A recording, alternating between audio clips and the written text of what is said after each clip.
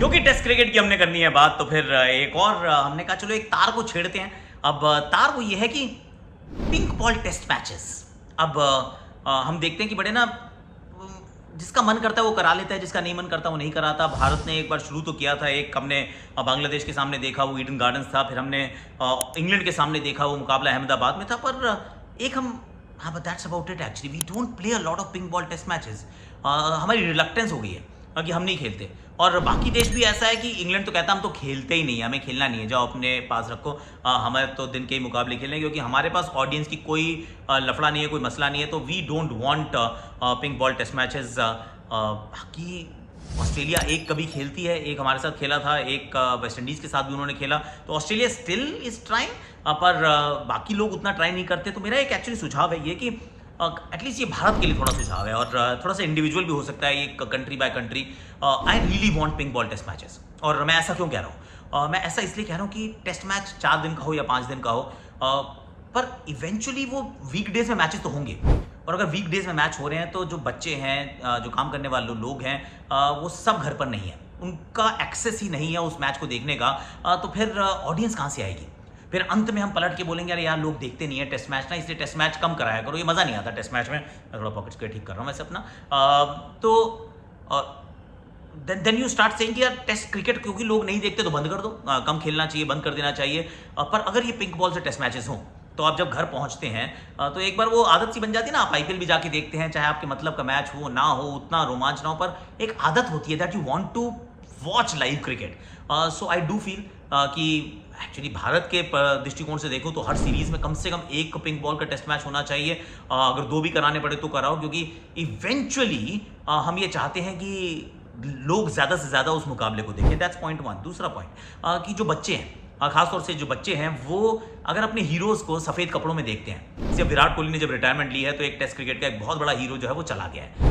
पर अगर आप मान लीजिए वो किसी के फॉलोअर हैं, आपको रोहित शर्मा अच्छे लगते हैं, आपको शुभमन गिल अच्छे लगते हैं, आप ऋषभ पंत के फॉलोअर हैं, किसी को भी आप पसंद करते हैं, और उनको आप खेलते हुए देखते ही हमेशा सिर्फ वाइट बॉल से हैं।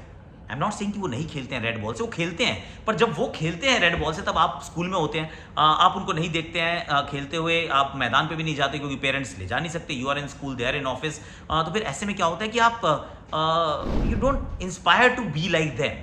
जिसको आप जैसे खेलते हुए देखते हैं आप उसी से इंस्पिरेशन लेते हैं और वैसे ही बनने का प्रयास करते हैं। तो मेरा तो ये मानना है कि पिंक बॉल टेस्ट मैचेस होने चाहिए, ज़्यादा से ज़्यादा होने चाहिए। That's what I feel, that's my point 1। एक और पॉइंट है, एक और पॉइंट ये है कि क्या एक 2 महीने की विंडो बनाई जा सकती है। Now this is slightly radical suggestion. ये मैं अभिनव मुकुंद से थोड़ी चर्चा कर रहा था कि क्या होना चाहिए, क्या हम रेवोल्यूशनराइज कर सकते हैं टेस्ट क्रिकेट को। तो उनका ये सुझाव था, आईपीएल के लिए विंडो है ना, टेस्ट क्रिकेट के लिए भी विंडो बना दीजिए। एक वेन्यू पसंद कर लीजिए, वो इंग्लैंड भी हो सकता है, वो ऑस्ट्रेलिया भी हो सकता है, वो इंडिया भी हो सकता है, वो न्यूजीलैंड भी हो सकता है, वो साउथ अफ्रीका भी हो सकता है।